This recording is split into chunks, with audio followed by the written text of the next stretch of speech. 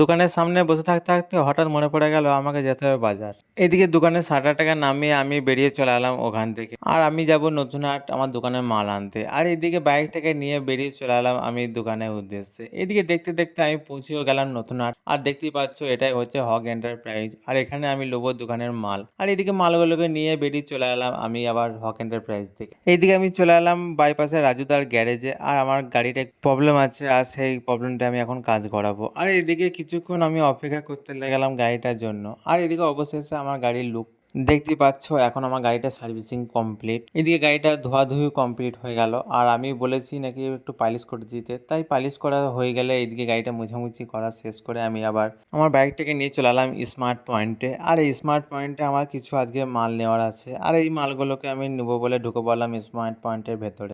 এদিক ওদিকে একটু ঘোরাঘুরি করার পর আমার এদিকে মালগুলো নেওয়া হয়ে গেল। আর আমি চলে এলাম কাউন্টারে। আর এদিকে বিলটা করে আমি বেরিয়ে চলে এলাম আমার দোকানের উদ্দেশ্যে। এদিকে আমি পৌঁছে গেলাম দোকানে। আর দোকানে এসে আমার মিনি ব্লগটাকে এখানেই শেষ করলাম। কেমন হয়েছে সবাই একটু কমেন্ট করে বলো। বাই।